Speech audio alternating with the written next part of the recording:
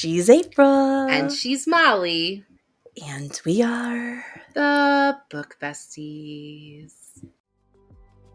Fuck! Aunt Molly's so proud! Dude, shut up. Let me finish a sentence. I like young John Cryer. The curly hair, the 80s, like, swag. My brain just shut down. The achy ovary phase is over for me. It's not our fault. Shut up about it. That's what happens when you peak in high school. Trigger warnings for this episode: suicide and eating disorders. I'm doing my NPR voice I today. hate it. Stop. I know you do. Because it's not me. It's the opposite of me. It's weird in my headphones. Like, I feel like I've got a creeper talking to me. I don't know. Hello, April. No. It's lovely to see you today. No. That's like a voice that haunts my dreams. No. I'm glad I'm in your dreams. Do you really want to haunt them? Is that a life? At least you'll remember me forever. So It is the day after Thanksgiving for those joining us. Yeah, so it'll be the Tuesday after Thanksgiving when this actually goes live, but we are filming the day after Thanksgiving. And instead of Black Friday shopping, I forced my tiny humans and husband to finish the basement, or they were not getting a Christmas tree this year, I told them. But you're such a Grinch. I am so mean. But look what I found. How fucking cute are these two? Oh my gosh. Oh. They're so little. Look how tiny. Remember how Liv had no hair? Gosh. Thank God, like, the achy ovary phase is over for me, and I'm just like, oh God, my kids are cute, but I'm so glad I'm done with that. But I was like, oh my God, that's going on my desk. So cute. So yesterday for Thanksgiving, I cooked a big meal because that's what you do. And we don't usually go places for Thanksgiving. And when Tom was still active duty, like, we would have people over. Well, you were at my house on Liv's first Christmas. But this year, since we moved and he's retired, we don't really do that anymore either. Yeah. So I cooked a big meal, and about the only thing that my kids eat is the noodles. And I fucked up the noodles. Oh, no. Instead of what noodles? Just regular egg noodles, but I was going to throw some butter in them to, like, help give them a little bit of flavoring. And I was like, I'll put turkey drippings in them. And they were like, lost their minds? I didn't strain those turkey drippings. Oh, no. So they saw these pieces on it, and they were like, yeah, I'm out. Yes. Like, fuck. I mean. So they ate rolls and pie and cranberry sauce from a can. I mean, same. I love cranberry sauce from a can, so zero judgment. I don't really like cranberry sauce at all, but, like, that's the only way that Tom will eat it. You want to hear my biggest flex? Is everybody, when I have people over and I make Thanksgiving, everybody raves about how amazing my cranberry sauce is. Mm-hmm. Do you know what I do with my cranberry sauce? I take a cranberry can of no cranberries and then a can that has berries. Mm-hmm. I put them together in a pot. I mix a little orange juice and cinnamon in. That's it. Heat them up and cool them down. And it tastes like somebody else's cranberry relish. But we had a good Thanksgiving. Matt smoked the turkey, which it was beautiful. It was, like, beautiful. I will not. It was a little salty. I think I put too much salt in the brine, but it was good. Girls seem to have a good time. I wanted to, before we jumped into this week's book, I wanted to brag about my friend's book. Oh, yeah. I have a friend that's published. Well, she's the artist. This is a kid's book. That's beautiful. But my friend Jenna did all the artwork. Look at the grandpa water drop. Oh my god. Grandpa's water drop. So cute. And baby's wearing a diaper. Stop it. I love it. If you have a tiny human or you just love cute little, I'll put the link in Amazon. It's very cute. It's so, look at he's rock climbing. Anyways, I'm so proud of my friends. I'm so proud of my friends, so I had to show it off. That is so cool. This week, you're hosting. This week, I'm hosting. We are talking about this book, Before I Fall, by Lauren Oliver. Boy. It's a heavy one. Man. I didn't like it at first. I really thought I was going to hate it. So, I read this book, I want to say, well, it's been a year now, because I read it when we went down to Florida for Thanksgiving last year. We surprised Tom's parents and drove down to Florida. Mm-hmm. And so we listened to it in the car. And it's the narrator for the audiobook is Sarah Drew, who I absolutely adore. Love her. And so if you don't know who Sarah Drew is, she was... Do You Live Under a Rock? Right, but she's April Kepner on Grey's Anatomy. She was in Hannah on Everwood. She's done a whole bunch of like Hallmark Christmas movies. She was on Supernatural. She was on Glee. She did a cameo on Glee. She was there for a couple episodes as a guest star. She does all the things. Yeah, there's like a Mom's Night Out or Mom's Night or something. She's got a movie. I don't know. Google her. Yeah, she's really great. But she has if you don't know who she is by now, like you're not gonna know. Well, I think she actually is on a show right now on Freeform, which is the dumbest name for a TV channel ever. But anyway, I love her, and she has a great voice for audiobooks. So after I listened to this one, I then went on to listen to the Delirium series by Lauren Oliver, which is also narrated by Sarah Drew and just also fabulous. And I might stick that on the pod someday too. But anyway, so I read this about a year ago for the first time. So this was the first time I read the physical book. I know you did the audiobook again. And should I give a synopsis? Yeah. All right. Samantha Kingston is living her best life as part of the foursome of girls that make up the most popular crowd at her Connecticut high school. She is soaking in the wonders of Cupid Day, a yearly school event where the school goal is to receive the most roses, which clearly means you are the most adored. She's even planning to lose her virginity to her boyfriend that evening after the rager of a party thrown by Kent McFuller, Sam's former friend and confidant. The only problem is that her plans go awry when she dies in a car accident and begins reliving the same day over and over again. Over the next 7 occurrences of the same day, Sam tries to set the world right and save her own life, but maybe hers isn't the life that needs saving. Trigger warnings for this episode: suicide and eating disorders. So we're going to talk about both occur in the episode. If those are triggers for you, feel free to skip. We always tell you that. We try to give the trigger warnings up top. So that's what we've got going on for this episode. So you said you didn't like it at first, and I'll admit that initially when I first started listening to it, even though I liked Sarah Drew's voice, I was kind of like, this isn't really original. Like it's Groundhog's Day, right? Well, the problem I had with it is, one, Sarah Drew has the perfect voice for teenagers. Oh my gosh, it's awesome. She has the perfect voice for teenagers. So she can read older and younger. So she's solid when it comes to that.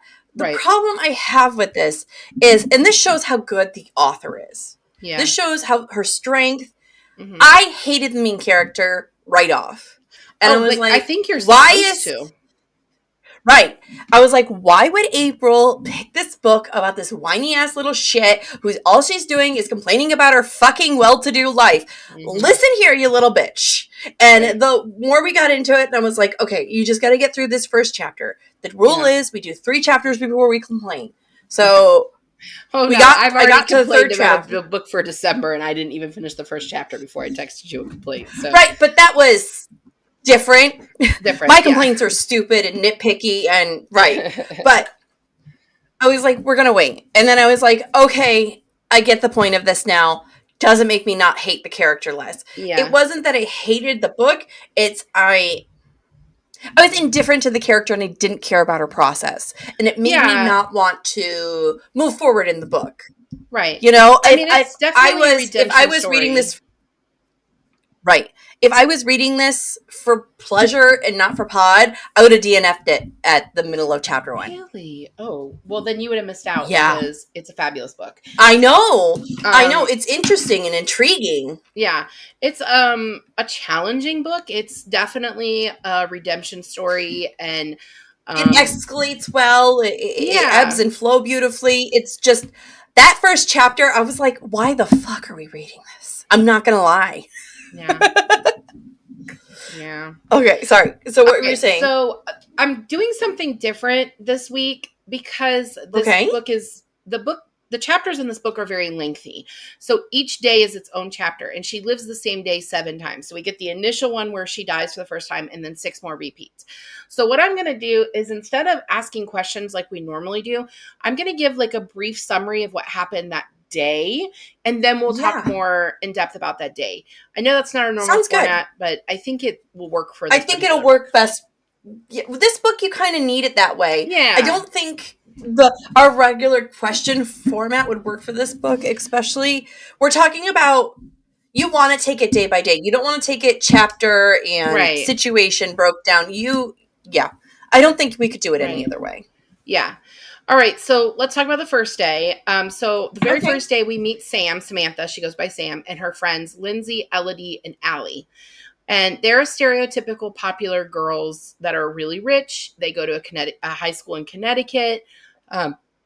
Their main goals pretty much seem to be being popular at any cost, which includes bullying other students, making fun of their teachers, being rude to their parents, and partying every Friday. So what did you think of the introductions of the group? You definitely see it is a Mean Girl introduction breakdown. Like, we see exactly who they are right off the bat. And they're not afraid to tell us who they are. Mm-hmm. They're cool with it. They know, like, Sam talks about all the time about how she knows it's kind of a jerk thing she's doing, but how else do you get popular? Right. And I'm like, bro, obviously your intuition is telling you you're doing wrong. Right. Yeah, I mean, she actually talks about how that's part of being popular, is getting away with it. Like, is knowing that you can get away with it, and then doing so. Yeah, it's definitely Mean Girls. It's kind of gross. Oh, it's so gross. And I think reading this as an adult, like, I'm just like, oh gosh, this trauma, like PTSD for flashbacks, my high school experience. Flashbacks. Right. I was middle never school, cool. Yeah, but yeah, I was never cool. But Sam's character, and this develops throughout the book, but it's pretty much like she hides who she really is. Like, there's that whole thing about the sandwiches, right? So her favorite type of sandwich is roast beef, but she never eats that because that's not considered acceptable. Yeah. Because her friends decided it wasn't. Or it's not cool. They talk about, she talks about how on that very first day, she talks about how she takes her coffee like the other 3 girls in her group. They all do exactly the same thing. Katie Herring. Katie was her own tiny human. Yeah. And then she fell in with the plastics, and next thing you know, she's checking herself in the mirror, and she's asking if her hips are fat. It's you fell into the cool kids club, and you don't want to fall out. Yeah. And I mean, it also reminds me of Pretty Little Liars. Did you watch Pretty Little Liars? I couldn't keep up with it. It's just, there's so much going on that show. I watched like half of the first season, and I was like, I don't have time for it. It ended up not. I also had tiny humans, all, but I watched the whole series, and I read the first like 8 books in the series. And 8? Yeah, there's like 12 books in the series, and I've read 8 of them. Yeah, I gave up after that. I was like, no, I can't do this anymore. That's why I never started True Blood, because there was just so many of those books. I was like, I'm never gonna get them done.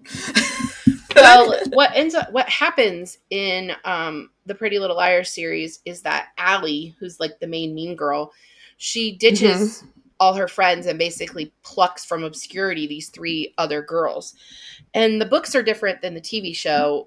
The TV show never really gets into why Allie picked them. She picked them, but why? But the books do. It's a whole, like, there's a twin thing, and it doesn't make any sense, and that's why I quit reading the books. It's basically like one of the twins is in an insane asylum, and she comes home for like a weekend or something, and she convinces her mom that she's the twin that's normal, and the other twin gets sent to the insane asylum. And so the crazy twin, Riverdale insane shit. Yeah. So the crazy twin, who's not actually Allie, plucks her friends from obscurity because she doesn't know who the real Allie's friends actually are.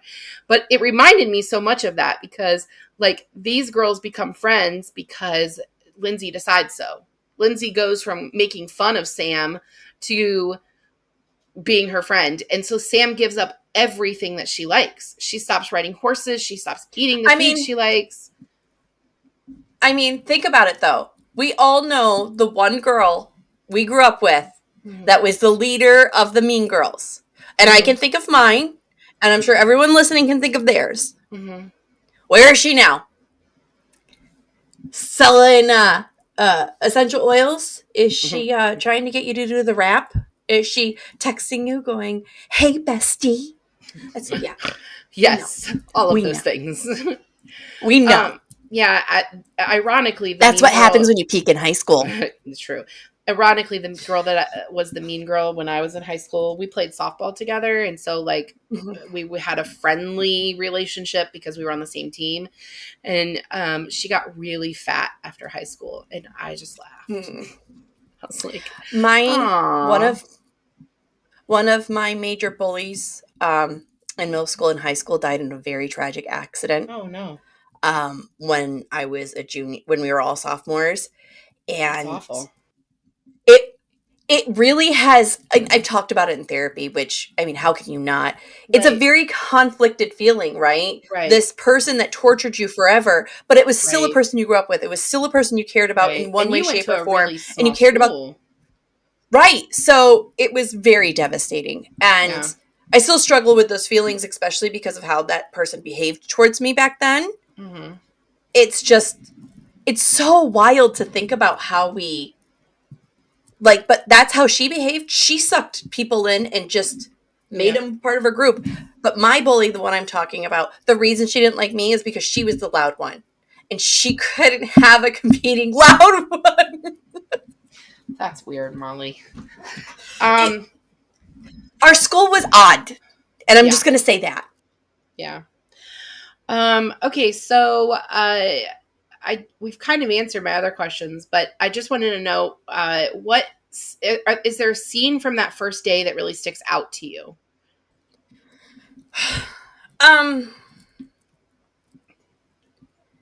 I think about when I first was listening to it, I was really stuck on the Kent stuff. Because you can see from the very beginning, she has a certain feeling for Kent. A warm feeling towards Kent. Yeah, but she's not allowed to have that feeling because he's not cool. Right. But you can see her suppressing it. And it's like, dude. And it's very obvious from the beginning. She hates her boyfriend. Like, well, I think she's extremely obvious. I think she's attracted to her boyfriend, and I think she wants to be. I think she's struggling with physical with him. Yeah. Well, I think it's a worth thing. She wants to be good enough to be Rob Cochran's girlfriend. What I think also part of it is she liked the facade of Rob, right? As soon as she got to know Rob and embrace Rob and be a part of Rob's life, she's like, oh, this guy's he's just, I mean, you get to know Rob and you see why she has the icks by him, right? Yeah, but she can't break up with him because that goes with the package. Then she won't be popular anymore. That goes with the package she created. And it's an interesting setting. It's really, you can see the complications. And it is very much the mindset of a teenage girl, I would assume. Yeah. I mean, I haven't been a teenage girl in a couple of years, but I'm assuming. Probably. So for me, the two scenes that really stick out are the scene in Mr. Daimler's class where she's like openly flirting with him, which ends up being important later.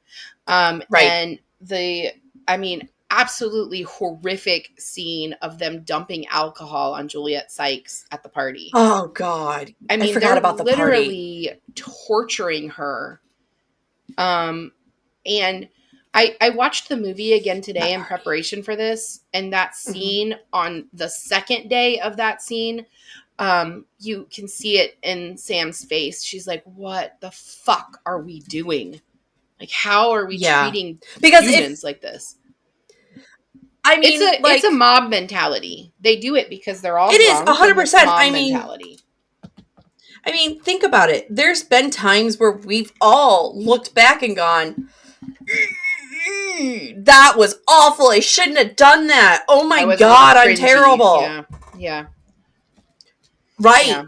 But like, we don't get the chance to go back and fix it. She does. She does. All right. So speaking of fixing it, let's talk about day 2.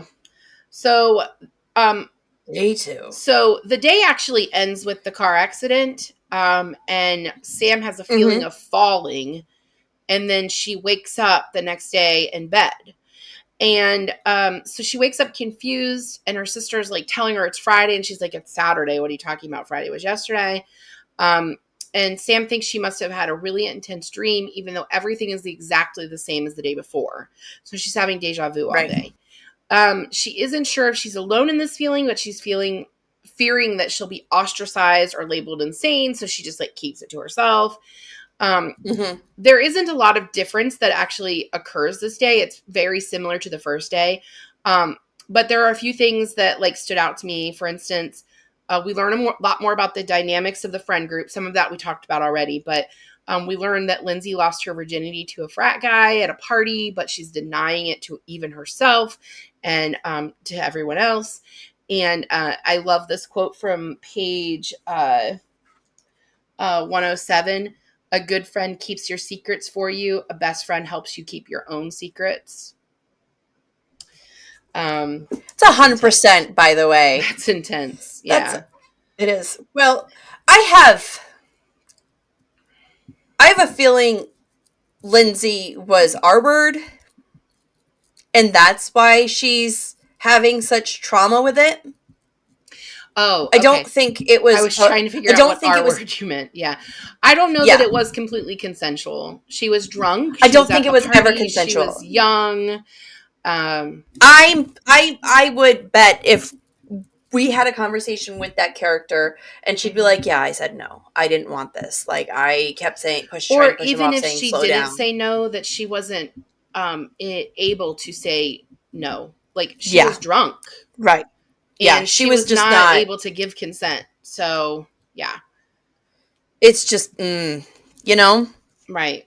By the way, that's not losing your virginity. That's something that you choose. That was stolen from you. That was stolen from you. That's something you choose. You didn't pick that. No, yeah. And virginity's in here, not down there, guys. I want you to know that. I need my little besties to hear me when I say that. The virginity's in your heart, not in your physical body. Yes, the body makes changes. The body physically makes changes. But you personally in your heart decide when it's real for you. I mean, I'm not going to disagree with you because there's this big movement in like the Christian community that was like second virginity. Re-virginizing. Yeah, but the April Kepner re-virginizing. Oh yeah, she did do that. I forgot about that. But Grace. But it's all connected, man. Dude, shut up. Let me finish a sentence. Fuck, Molly. Sorry. But the thing is that virginity is such a concept that's only hetero, right? It's penis and vagina, and that's it. And it's the loss of your maidenhead, which is, which, I mean, I lost on a bicycle at 12. So. Right. You can lose it other ways.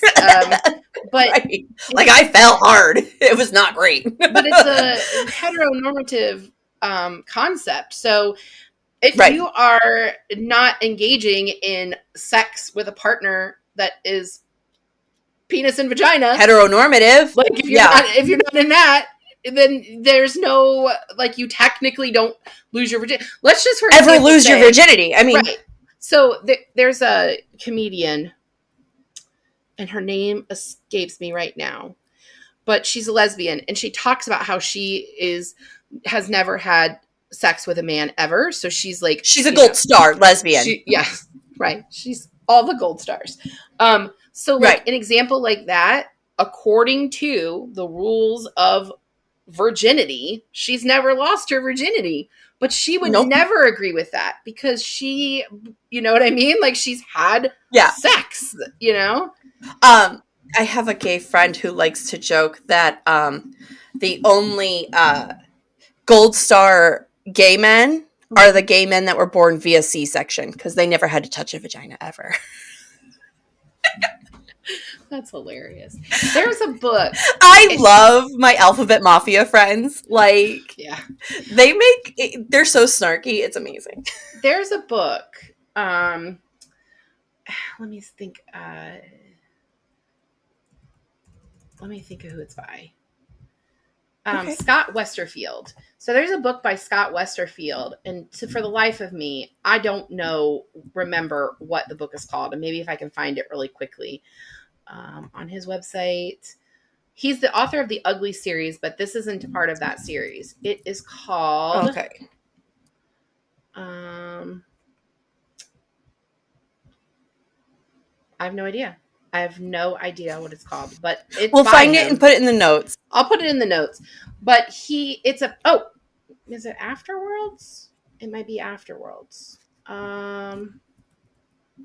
Yes, the book is called Afterworlds by Scott Westerfield. That's a great book. I should probably put it on the pod too.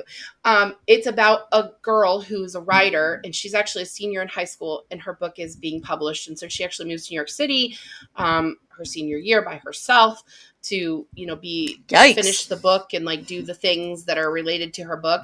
But she ends up falling for a woman while she's there, and she's never really thought about her sexuality before. She's never had a relationship at all, and she mentions that in this book. Like, they have sex, and she's trying to decide if that means she's lost her virginity because they didn't have, like I said, penetration. It's in here, gang.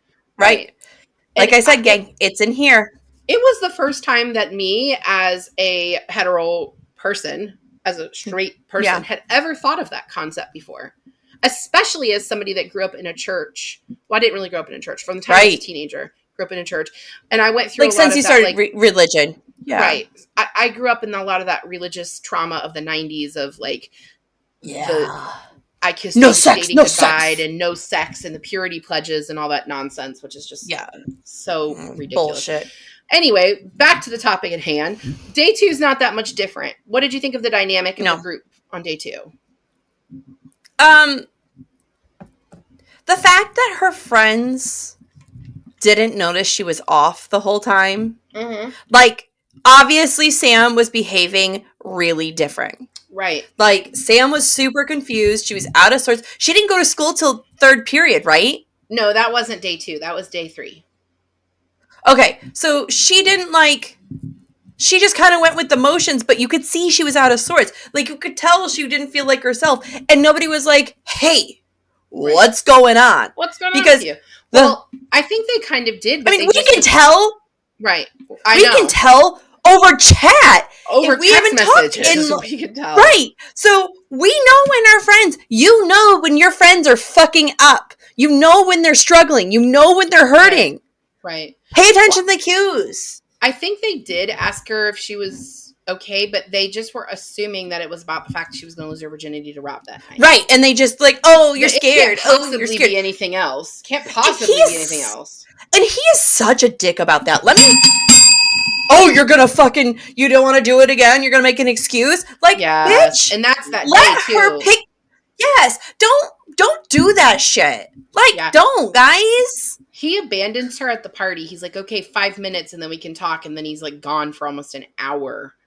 Because he gets hammered. He's an alcoholic. Homie is an alcoholic. All of these kids are drinking excessively and smoking and like... And I hung out with the drinkers and the smokers in high school. I wasn't a heavy drinker until my senior year. I didn't drink till then. But if it's a small town and there isn't a shit to do... Mm-hmm. You know what I mean? Like, some kids struggle. And I'm not saying it's right. I'm not saying it's wrong. I'm just saying it happens. But I think noticing Sorry, go ahead. Sorry. Go ahead. Noticing you're struggling with alcohol is a mature thing. And that's why children don't know they're struggling with alcohol, right?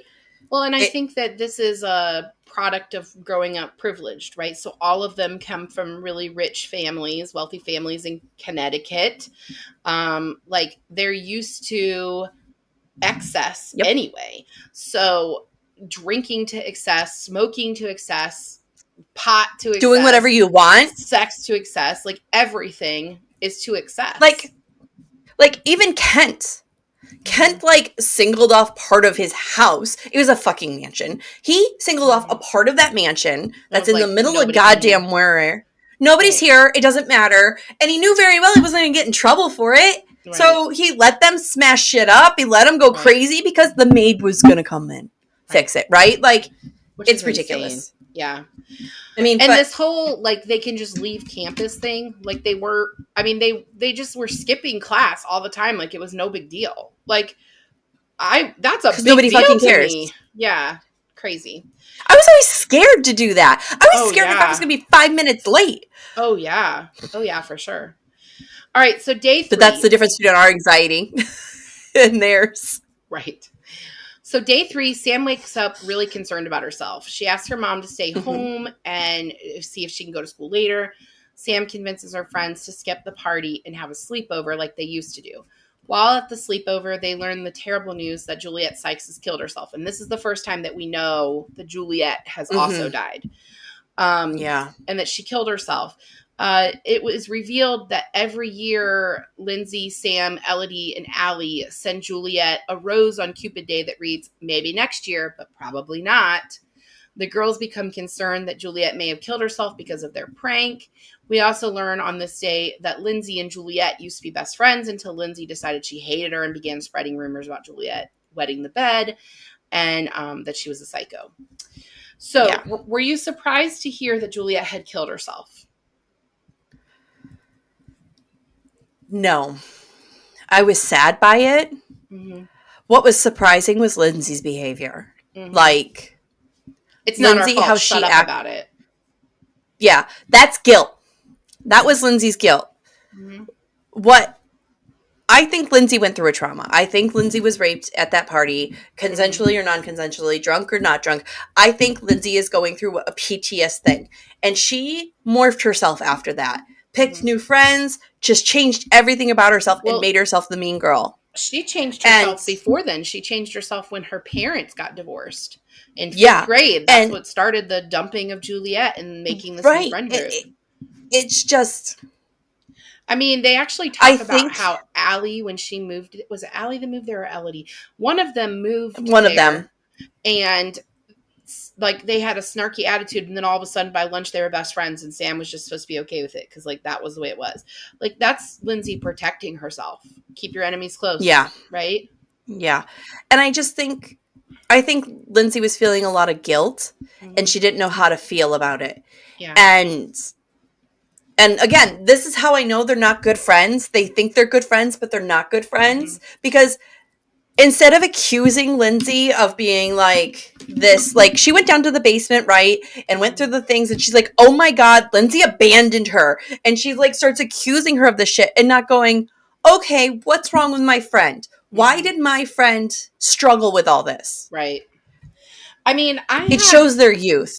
Yes. I had a pretty tight-knit group of friends in high school. There were 10 of us. Same. We were in all the same honors classes. We were in all the same things. The only difference was, it was the smart kid crowd. I was a nerd. It was fine. I was. The only difference between there's nothing wrong with it. Us was that they were all in choir and I was in band. And some of them were in both. But I was the only one that was not in choir. And actually, we weren't allowed to do both. I don't think we were allowed to do both. You could do both at our school. Anyways. I couldn't do both because I did newspaper, and that was the same class time as choir. But anyway, side note, irrelevant. There were actually people in that friend group that I did not like. Like, there was a person in that friend group. I could not stand her. I could not stand her guts. Frenemies. But she was a part of the crowd, so I had to be fine with her being there. And we had that with grown-up life. Oh, yeah. We had that with grown-up life. We did have that with grown-up life. And the thing is that this is a group of friends, like my group of friends. We were never built to last.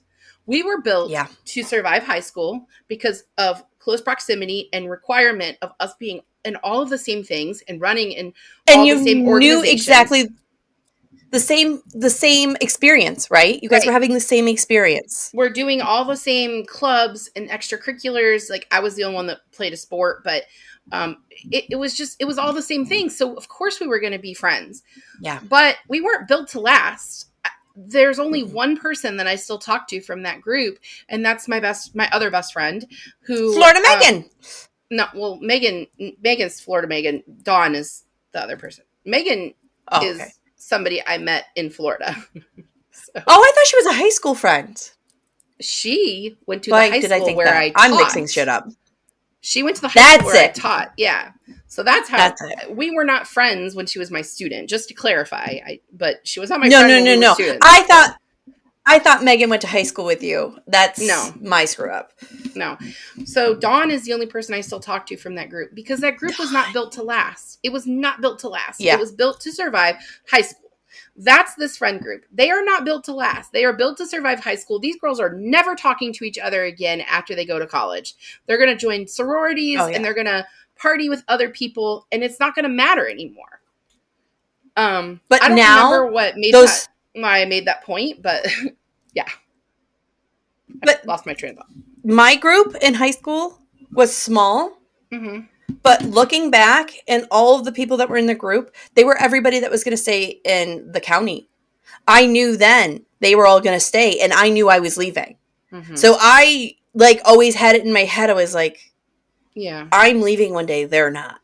yeah. I always knew I was And going to get I out knew too. I was the outsider in the group. I always knew I was the outsider in the group. But that's because I'm neurodivergent. I've always been neurodivergent, and that makes me stick out in a lot of groups, no matter where I am. So, right.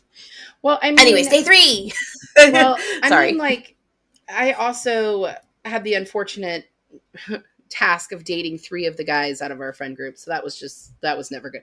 I just did That was never. I 2 wasn't going to in our friends stay. group. I dated one in high school, one in college, and the other 2. One I didn't date him. We went on a date, and then the other one I dated in college. But yeah, that was never. No. One was a senior my freshman year. This is my freshman year. Him and I broke up when he graduated because he didn't want to date a high schooler. Duh. Right, makes sense. And then he convinced me to date his best friend, Brian, who I was with all of high school until he graduated. So, but we were all in the same little social group. Again, everybody that was staying in Tioga County, except for 2 of us. 2 of us are gone now. Right. Josh is in Arizona and I'm here. I really couldn't tell you where the people are from my friend group. I know where Dawn is. She lives in Alabama. There's like, well, we have like, I don't know where anybody else is. And Katie, we talk about her a lot on here, and I've known her since middle school, but Katie and I weren't really friends in high school. Katie had a different path. Well, she was in different classes than me. Like, I never saw her. Well, wasn't she with Steve then too? She's been with Steve since high school, right? Yeah, she and her husband have been together since high school, but she was in a vocational program, and I was college prep, and like literally the building was separated. So like I didn't see her. Like I wouldn't see her. Oh. Yeah. So anyway, all right. So we were talking about Juliet. So let's see. Talking about friends groups. This is the only day that the girls do not attend the party. Did you like this change? I knew it wasn't going to change anything. Yeah, I knew she was going to wake up that day. She was. I was like, okay, girl, you're stalling. Is really what she was trying to do. She was trying to save her life. She's like, I'm like, bitch, you're stalling. Yeah, like, right. You're wasting a day. But I really thought, but she was trying to count down that time, right? That she would save her life if she wasn't at the party. She didn't know at the time that Juliet killed herself. Like she didn't know that was part of her death. Right. We read a book where the guy kept reliving the days. And then they kept skipping forward and like, okay, well, this is day number whatever. Yeah, that was called Opposite of Always. Okay, so in Opposite of Always, I really thought we were going to get more days where she just skipped and blew through them. Yeah. But she stuck to the timeline. I think the shortest day is day 2, where it's basically exactly the same as day 1. Yeah. So, was there anything on that day you felt like distracted from like the main story? Like I really could have done without the story about the assistant principal and PE teacher. Yeah, I mean, that was funny. And we obviously needed that information for further down. Like, we were obviously building up for her to have ammo for later, right? Spoiler alert. when we get to another day. But I don't care about it. I didn't think it mattered. I don't know. I think it was just like another reminder that we're reading a YA book. You know what I mean? And because, how dare two teachers be together? Right. How dare them date? I dated a teacher I worked with. Like, it happened a lot. People don't know, but I mean, it happened a lot. I mean, we weren't making out at school, but I dated another teacher. How dare grown-ups have personal lives? Right. And the audacity of them. They definitely should not have been hooking up at school. Like, that's really inappropriate. No, that's disgusting. Workplace. Yeah, that's rude. Yeah. That's your workplace. You don't do that.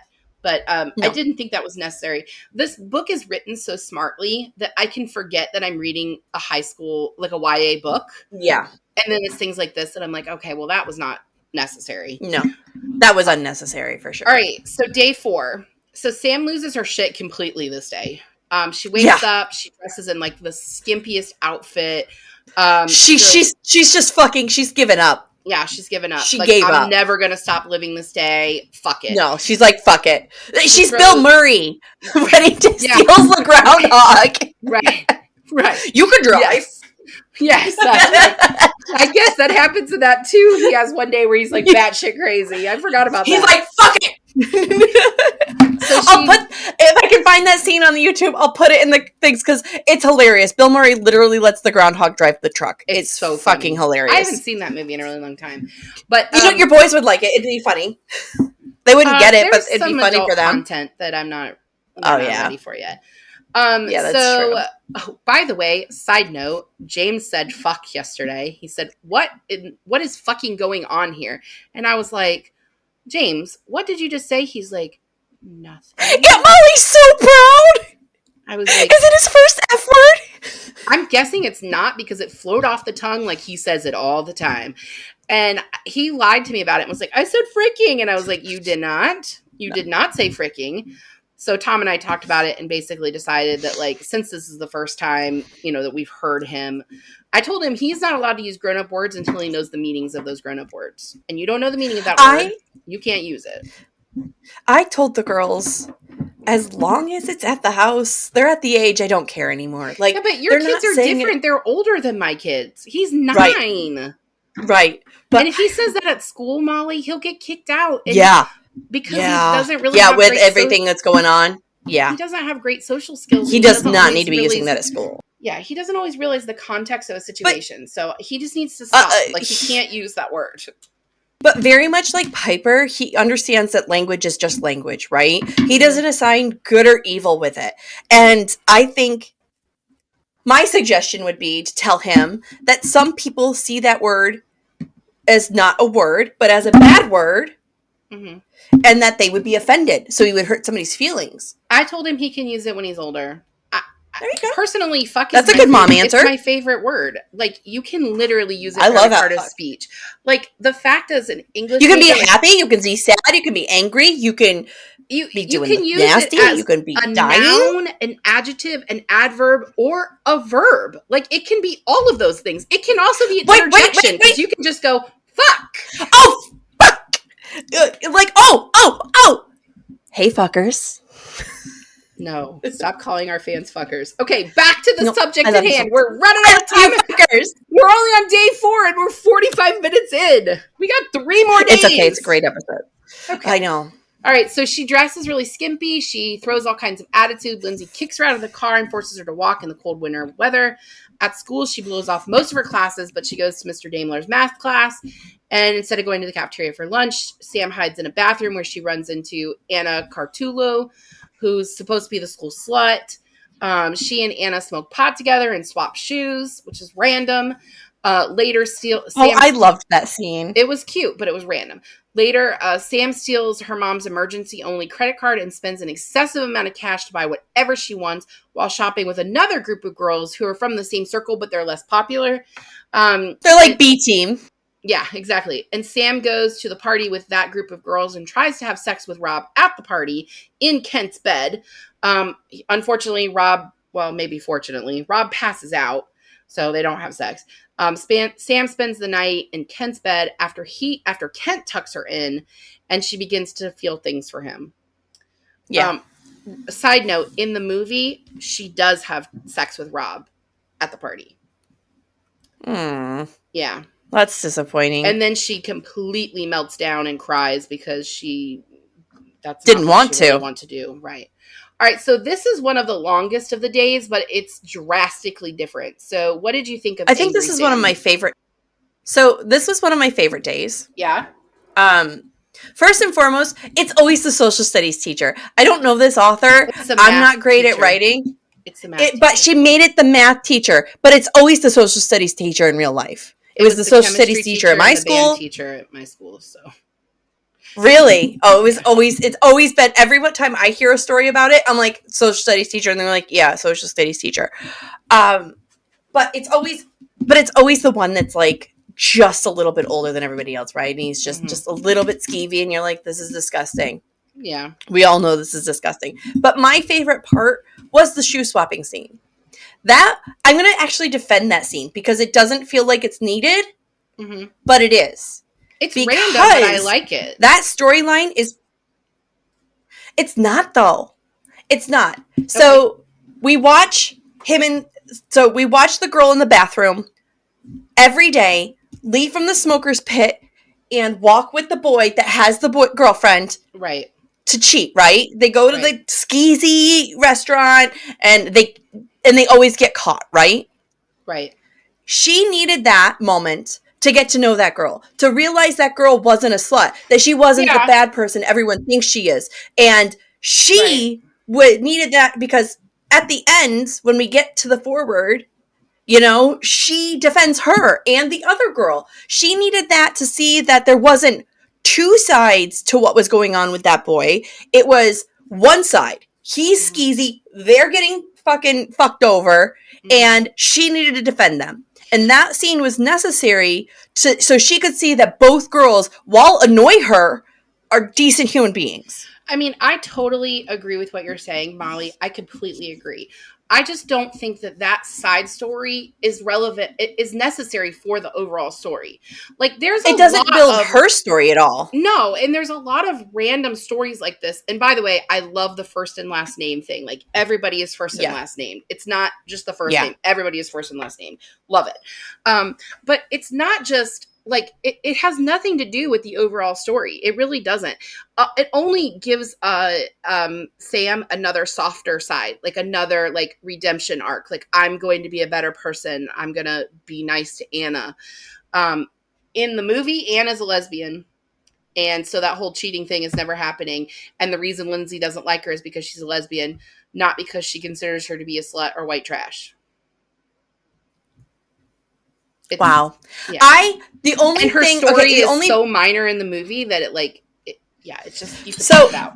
I want to jump ahead in Anna's story just because we're talking about it right now, but I want to ring a bell. Okay. They make the author makes this whole thing about the shoes, right? Them swapping shoes, and she has the stripper shoes on, and Anna has the boots on. Right. And then she, like... On her last day, she walks up to Anna and goes, "You're better than him," and just walks away or something. She says something of that manner, right? Doesn't even acknowledge the situation, doesn't acknowledge Anna, just says, "You're better than him," and walks away.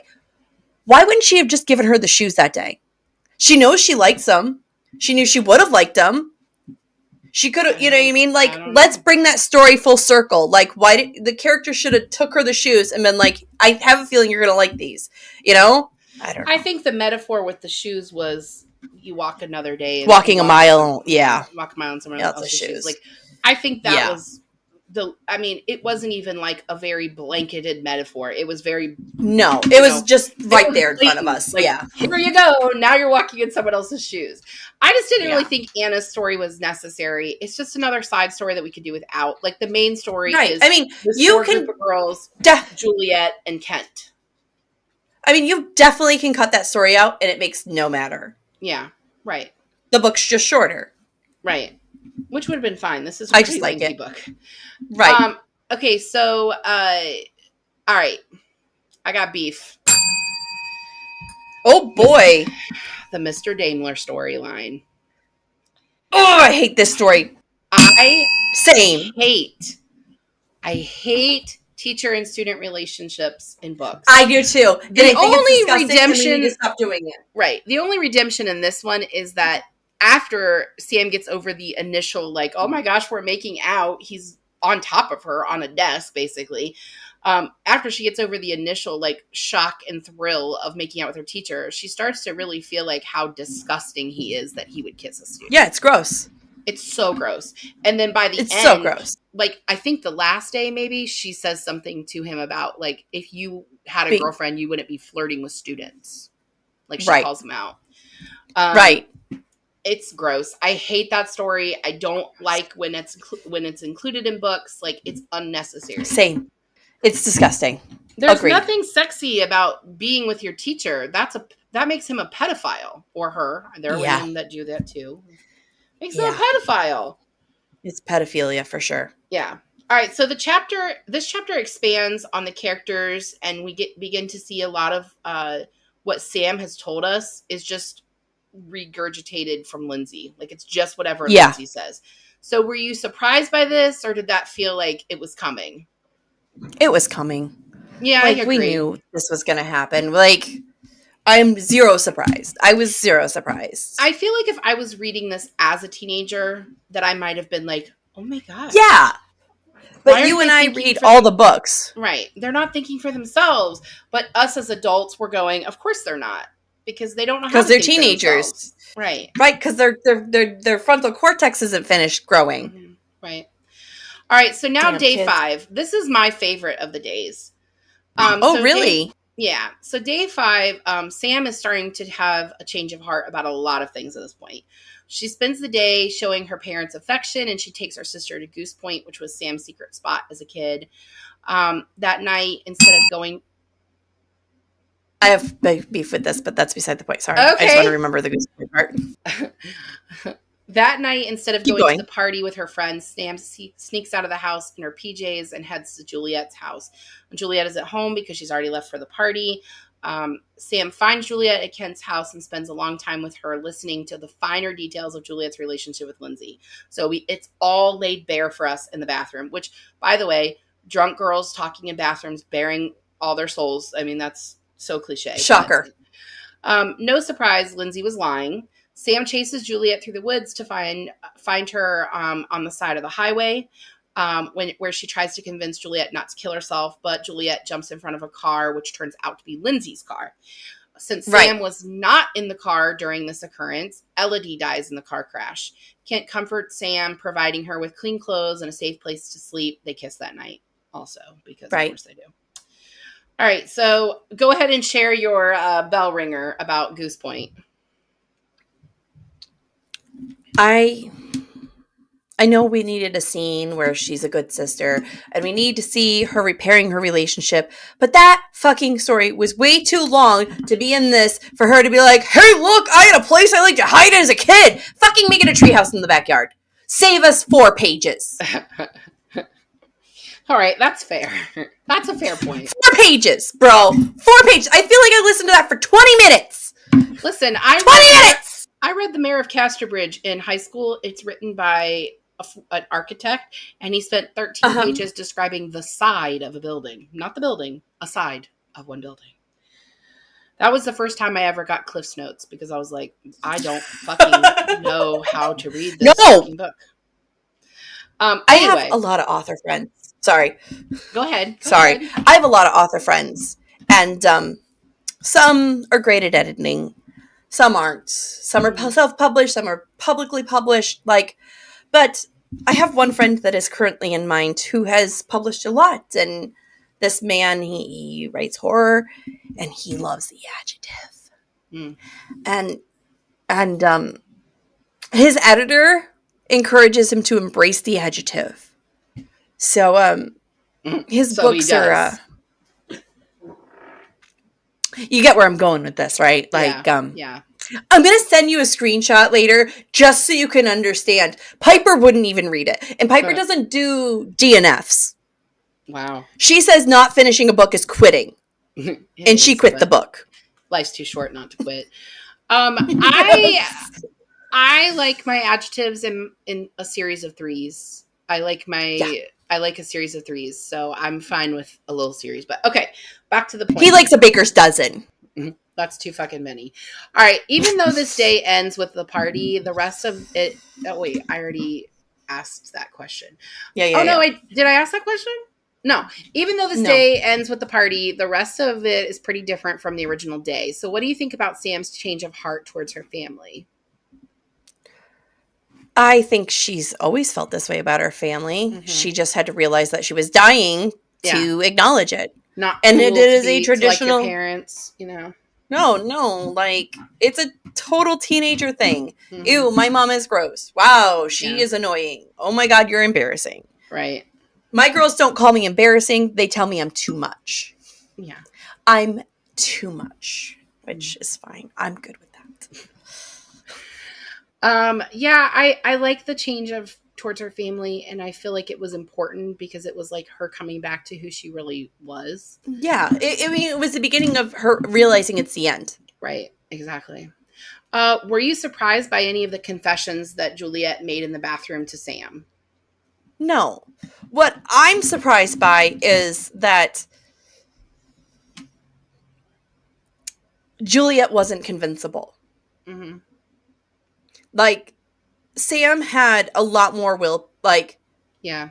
Sam had a lot of opportunities to be like, okay, you need a grown-up in this situation. I'm going to be the grown-up here. Right. Because what you're going through is terrible. And Sam just kept letting her go by herself. Like, rule number 1, if someone's suicidal, you don't leave them alone. Right. Well, she did chase after her. But she left her alone in a bathroom. No, she was in the bathroom with her. They were. And then she snuck out the window while Sam wasn't looking. She snuck out the window the day before. Oh, fuck. I'm mixing shit up. This is a long book. I'm sorry, guys. It's okay.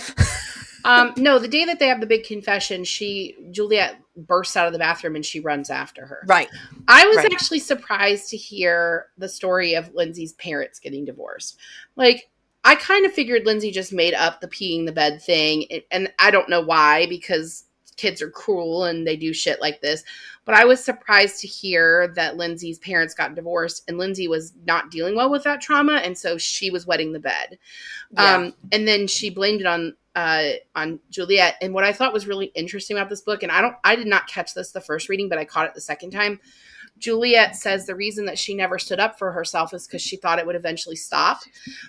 She really thought her friend would come back around. That's the exact same thing that Lindsay says at the end when Sam asks her, why did you keep bullying her? She's like, I really thought it would stop. Like, I thought she'd stand up for herself. But they both say the same thing. I really thought it would stop.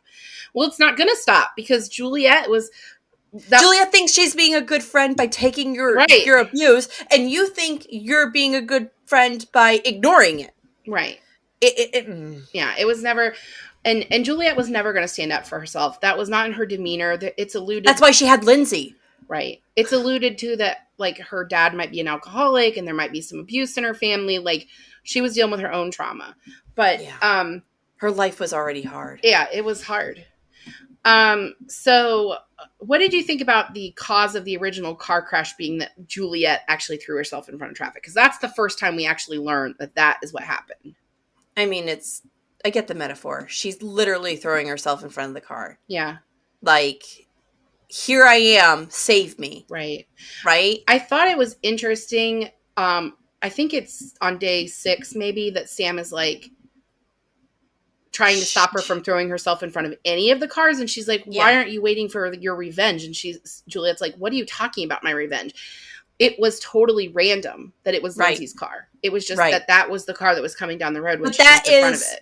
But that was the world's God, Allah, whoever you pray to, your divine creature, in my opinion, was the divine intervening. Well, right? Yeah. And I mean, it was definitely karma. What comes around goes around, right? Yeah. And that's one of the things that bothered Sam. She wasn't the one that actually did all of this, right? This was all Lindsay's fault, and she's the one that died. But Sam contributed. Listen, you are not an innocent bystander. If you continue to let things happen and you contribute to them, you are at fault as well. I said this to Flip the other day. She said one of her classmates was saying a racist thing. And I go, did you say something to him? And she goes, no, but I told the teacher. And I go, if you don't call him out, nobody else is going to call him out. Right. I go, herd mentality. If nobody's brave enough to stand up, nobody's going to stand up. Right.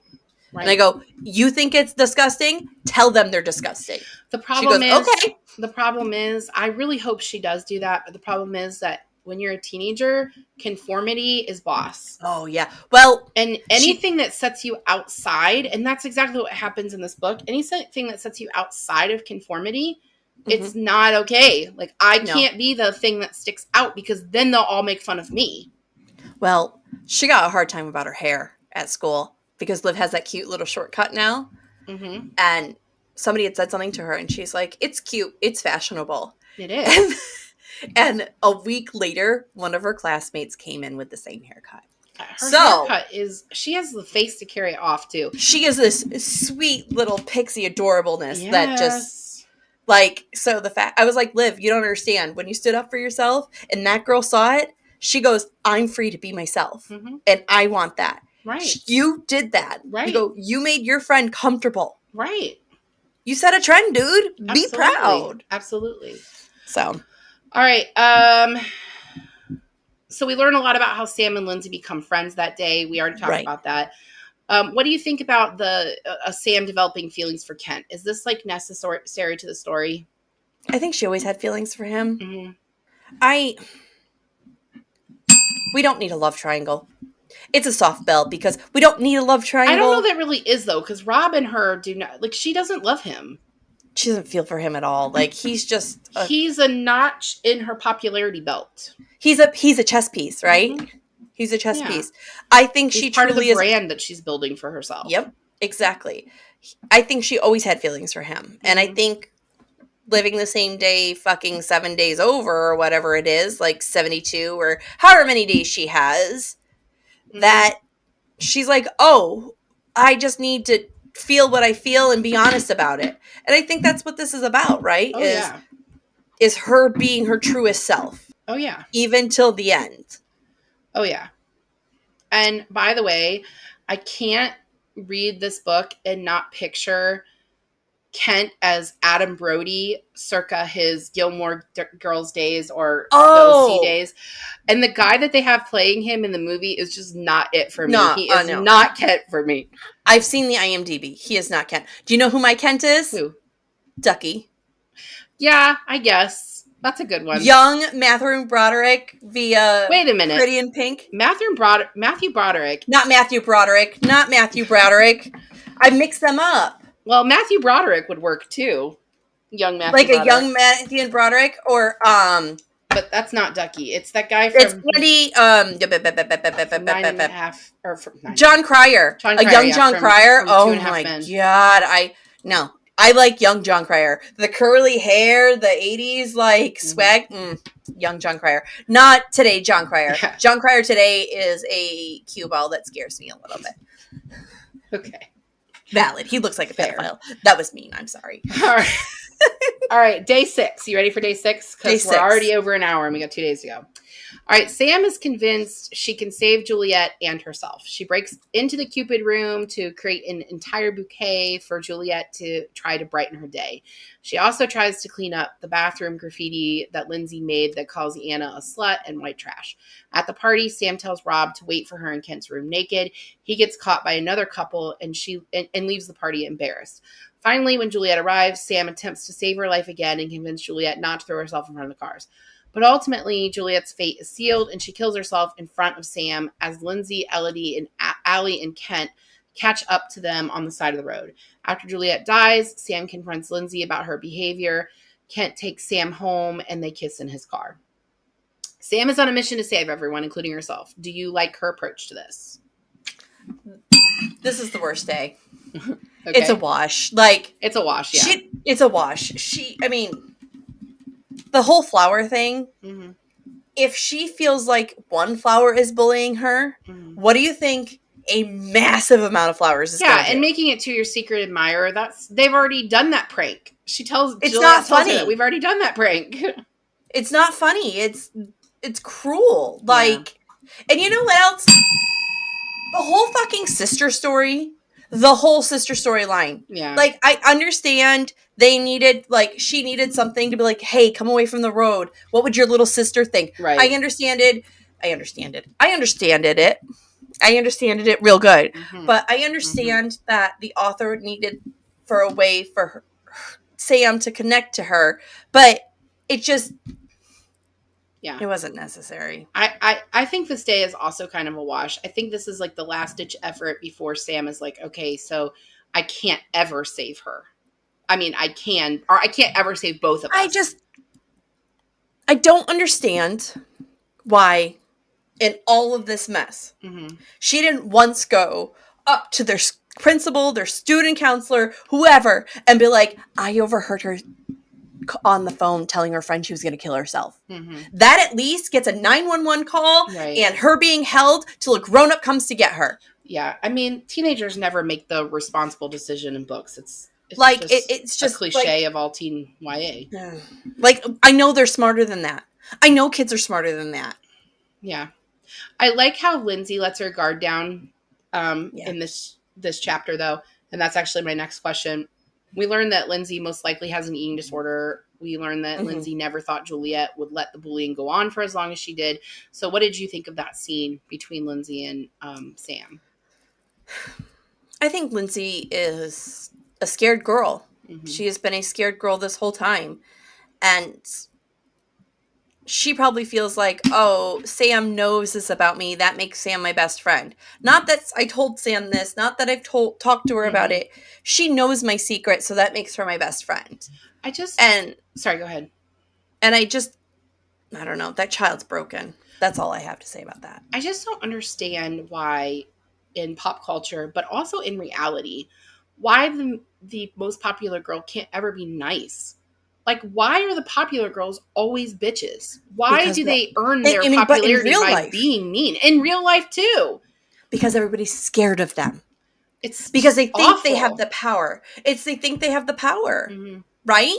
Yeah. I mean, we vote in an election that's by, like, I mean, our election system's crazy, but the basis of it is popularity, right? Which candidate we like the most. We do it in high school. We do it in college. We do it in real life. Everything is like Dancing with the Stars, The Bachelor. Like, we vote for the person we like the most. And 95% of the time, we like the chaos. We like the crazy. And Lindsay's the crazy. She keeps shit entertaining. It's just really hard for me because I feel like I'm in...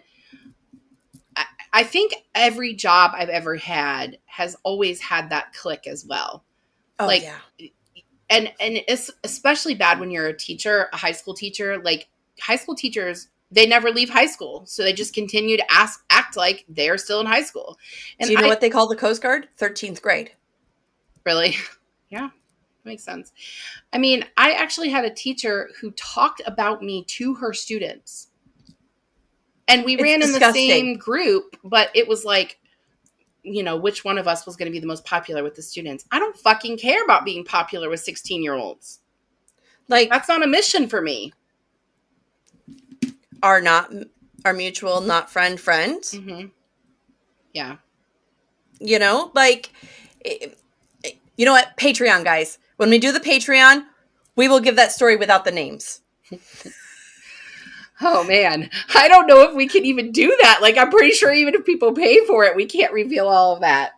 I will write it very vague, and I will get April to approve it. It'll be the bones of the story without being the story directly. I don't know how we'll do that. That was probably one of my favorite... and chickens. That was probably one of my favorite scenes in the book, though, was Lindsay finally letting her guard down. Not completely, because Sam asks her if she's thrown up more than the one time she caught her. Yeah. And she's like, no, and Sam knows she's lying. But you do see Lindsay be vulnerable for the first time. Yeah. It's just, I don't know. The child needed a grown-up to pay attention to her. They all did. They all did. They all did. Listen, my kid is not drawing on the ground a line and telling me not to ever cross it. No, I fucking made you. You fucking lived inside of me. You don't get to decide that I can't come in your room. I respect your boundaries, but you can't decide that I can never cross this line. We have a one knock policy. We knock. Mm-hmm. I go, can I come in? Yep. If they don't answer and I know they're in there, I wait a second. If they don't answer, I open the door a crack and say, I'm coming in, and I open the door. Right. And I respect their space, and that's you respecting their space, but you're also not going to just let them do whatever the fuck they want. Oh, no. Piper Addison would lose her door if she did that. Oh, yeah. She would lose all privacy. No. But she shares space with her sister now, so she never gets privacy. You just can't. They just can't do that. Like, you can't let kids be wild like that, you know? I mean, there has to be some amount of trust, but... They're not chickens, guys. Right. All right, final day. Day 7. Sam has decided she's in love with Kent, and probably always has been. Duh. Sam realizes that a lot of her life was not her own, but a product of being Lindsay's friend and never wanting to lose that status. Sam breaks up with Rob at school and sets her sights completely on Kent. She convinces her friends to not drive home from the party that day to guarantee that Lindsay will not get into the accident. Sam and Kent make out in his car, and you can tell that they both really care about each other. As the party goes on, Sam follows Juliet to the highway again to save her life. What happens is Sam pushes Juliet out of the way, saving Juliet's life, but losing her own in the process. Were you surprised by this ending? A little bit. I knew she was going to sacrifice herself. Mm-hmm. I knew, like, obviously she had to die, right? That was the whole premise of this story. Yeah. But I don't like the premise that one life for another. Yeah. I don't like, that bothers me a lot. I don't feel like... She never really gets fully redeemed. No, she doesn't get redemption. Right. She doesn't get, like, we end... with her slowly dying, right? Mm-hmm. That's how the book ends. Spoiler fucking alert. She's slowly dying, and she's talking about going to the great beyond and whatever. And I have beef with that because I have personal beef with that. That is not a statement on religion. It is just not how I feel. But my problem with this is you're telling me this girl who has done all this personal work, all this emotional growth. Yeah. That wasn't good enough for the great divine, that the only way she could save herself and redeem herself in whatever being is controlling this situation is to kill herself to save somebody else. Right. It just doesn't feel... It feels that, you know? Yeah. It definitely feels... That's the word. It feels incomplete. Like, it doesn't feel like it's fair. Like, she did the work to make things better. Like, she deserves to get another chance. This is why I like and don't like this book. It just... And I get it. It gives me those indecisive... It's moral philosophy, right? Mm-hmm. It's moral philosophy. It's the fucking... It's the trolley question. Mm-hmm. It's the trolley question. Yep. What are you going to do? Because you're not saving everybody. And it's just... Right. I'm getting overstimmed by that. It is just a lot. And it's... Yeah. For me, the ending is what keeps it 4 stars instead of 5 for me. Like, I don't know that she should have had her life saved, but I definitely think that it doesn't give her the full redemption that she's earned through this book. I mean, I get it. That's the whole point of this, is for us to be in knots after we finish this book. We're supposed to feel this book. It's supposed to make us think. It's supposed to make us feel, it's intended for teens to be like, hey, pause and look at your life. Right. And I fucking get that. But I'm twisted up now, homie. How we fixing that? Right. So this is an interesting question because I don't know that I have an answer. So I just wanted to know what you think. Okay. Since this is the day that Sam doesn't wake up again, is this the story of her actual death, or was the first day the story and this was just like a purgatory lesson? Ooh. I don't know, and that's going to have to be good enough. And that's sort of how I feel too. Like, I feel like she gets a redemption story if she saves Juliet's life and it lives this way, if it ends this way for real. Like, her family and her friends are going to see that there was more to her, that she was trying to make things better. But yeah, that makes me feel like I have to do personal deep diving growth, right? Mm-hmm. Like, I have a basis of how I feel like life goes after I close my eyes and never open them again. Yeah. Right? We all have something in our brain about how we feel like that's going to go forward. And this ending makes us question that. This ending makes us go, okay, what just happened? Right. Was she always dead? Was she never dead? Like, right. Is this a dream? Is she gonna fucking wake up? Is that it? Like, is she just gonna Right. wake up and be like, oh, I love Kent and I hate my friends and Right. my life is ridiculous and I'm gonna just make the last 6 of my senior year perfect. Like, Yeah. I don't know. I don't like that. I don't like that question, even though I wrote it, because I just don't feel like I can answer it.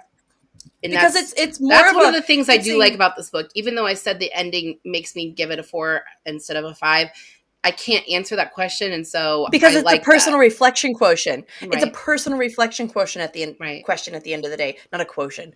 Question at the end of the day. Right. It's not a question about this book. Mm-hmm. It's about how I feel personally about the afterlife, Right. and how you feel about the afterlife, and the reader feels about the afterlife, and yeah. All right, so I watched the movie this morning just to like have some stuff to talk about. I know you haven't seen the movie. The weird thing is, I thought this was a Netflix original, but it's not on Netflix. It's on HBO It's on Max. HBO. Yeah. So I could have sworn it was on Netflix, but I don't know. Anyway, so just some basic. There were some changes. Mr. Daimler's a history teacher, and he's teaching a lesson on Sisyphus, which is just so cliche, Shocker. like such a cliche metaphor. Yeah. It takes place in the Pacific Northwest and not Connecticut. I don't understand that change. Like, it doesn't make sense to me. I wonder if it was just cheaper to film. It probably was. They switch around one of the days, but like mostly it's the same in general. I actually thought it followed the book pretty well. We do not have Sam make out with Mr. Daimler, which made me happy. Thank God. Yes, made me very happy. And I didn't think that the actors in general, like that any of them looked how I pictured the characters in my head, except for Zoe, whatever the hell her last name is. Douche or whatever. Dutch, whatever her last name is. Zoe Dutch. She looks so much like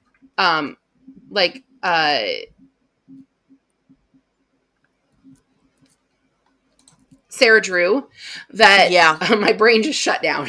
She looks so much like Sarah Drew that she was perfect for me because I picture Sarah Drew as this character because that's her voice in the audiobook. Okay, so Insta Wiki says Deutsch is how it's pronounced. Doytch. All right, so Zoe Deutsch.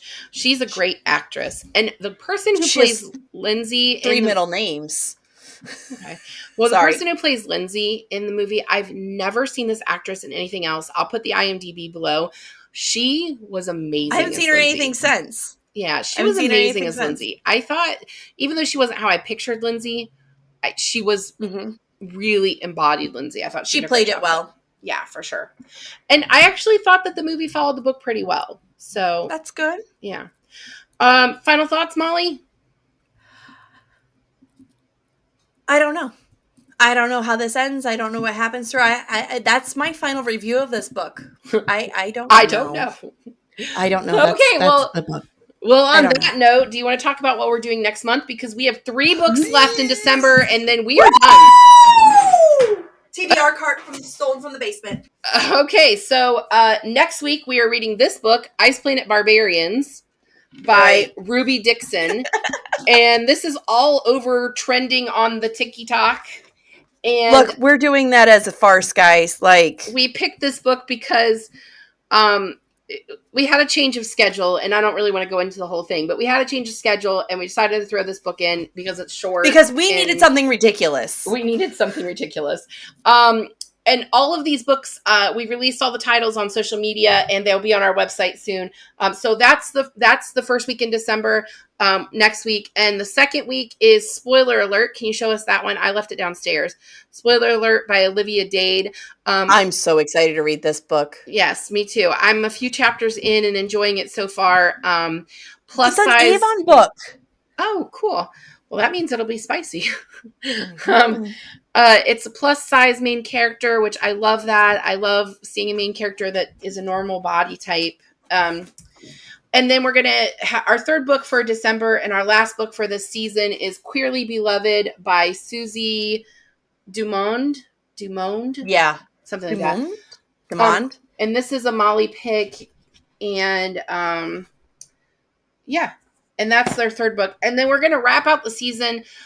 We have a bonus episode. Tom recorded his feelings on ACOTAR. And I've already listened to it, and it's very funny. So we're going to release that as a bonus episode at the end of the month. I would like to make a statement personally. I don't know how April feels about this, but I want to tell the writers and those on strike at HarperCollins, I stand with you. I understand what is going on. As a writer, as someone in publishing, you guys are doing the right thing. Mm-hmm. And keep at it and keep working and keep pushing because you are underpaid. You are right. I'm always... and I'll share... Sorry, go ahead. I'm always supporting the writers who do not get their dues. Like, I think the publishing world is definitely sided for the publisher. Yeah. And if you're interested in this or want to be active in any way, shape, or form, I will put links about what's going on with the writer's strike in this comments. But it's important, guys. Mm-hmm. I'm not telling you not to read books or buy books or not support your favorite authors. Mm-hmm. I'm saying remind HarperCollins, remind these publishers who they work for. And Lauren Oliver is published by HarperCollins. This particular book that we just covered today is a HarperCollins book. This is also Avon. Avon Books is a HarperCollins. Well, publishing. If you're not following Lauren Oliver on social media, do so. She posts some really great stuff about book banning too, which is something we've talked about on this pod a lot. I'm not sure, but I'm guessing Before I Fall has probably made the banned books list somewhere. There's a lot of... I'm sure a lot of stuff that people don't like their teenagers reading. You don't have anything else, and we're over. Do you have anything else? I don't. All right, I gotta go pee. Then that's it. All right, great. Love you guys. Love you. Bye. Love you, April. Bye. Thank you for joining us on Book Besties. Don't forget to like and subscribe. The views discussed here are those of Molly and April, not those of anyone else. Today's book was Before I Fall by Lauren Oliver. Your Book Besties are Molly Biggs and April Watkins. Editing by Thomas Watkins. And music is Sleep Sweetly by Brigida. Don't forget to follow Book Besties on Facebook, Instagram, TikTok, and YouTube. If you'd like to contact the Book Besties, please email us at bookbestiespod@gmail.com or visit our website, bookbestiespodcast.com.